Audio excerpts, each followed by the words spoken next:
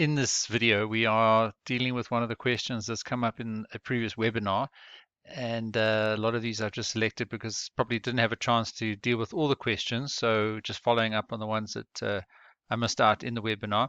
So what the student is asking here is the weekly progress report that I teach in a number of my courses, which is a Kanban technique of just batching tasks that you need to do within a small time period like a week, and then having cadence, which is this regular review of those tasks to make progress. And a weekly status report with your supervisors also consolidates your communication with them to help manage that relationship better. And the question that he or she is asking here is, do you have to check with your supervisor before you do it? So I think it's not, I don't think it's something you have to ask permission for. But I think it's simply a very good practice.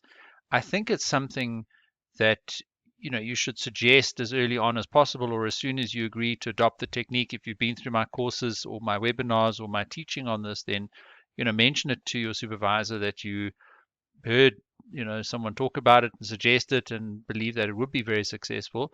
And I think more importantly, your supervisor will be looking to see if you can keep it up and be consistent with it, because there's no point in sort of agreeing to something with your supervisors and then you drop it after a few weeks or a couple of months, etc. So what will matter more to your supervisors than whether you've asked permission to do it is whether you actually stick to it. And one of the principles as well is that you then will reduce all other email traffic with them considerably. Obviously, there will be times when you need to email them other things during the week, but they should then become used to receiving that status report for you when you agree to send it at a certain time, during the week. And for me, in my PhD, it was every Sunday night.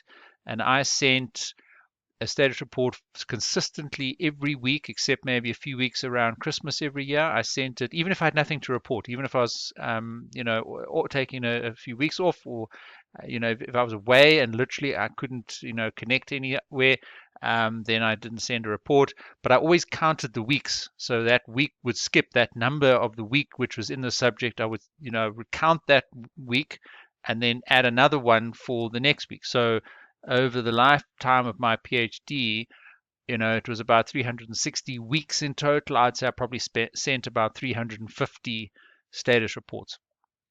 So to answer this question, I don't think you need to ask permission. I think you need to suggest that you're going to do it, unless they've got any objectives to it, objections to it, and that you commit to doing it, because it'll be to the supervisor's advantage.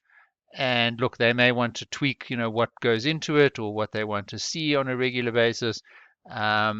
And based on how the institution manages your degree and the progress reports that will be required, etc., they'll also need to fill in some updates, etc. So there will be times during your degree when they are going to rely on that information more than at other times. So there will be stages in your degree when they are expecting this from you more than at other times, when in actual fact it's going to be more for your benefit just to keep you going and focused on making progress.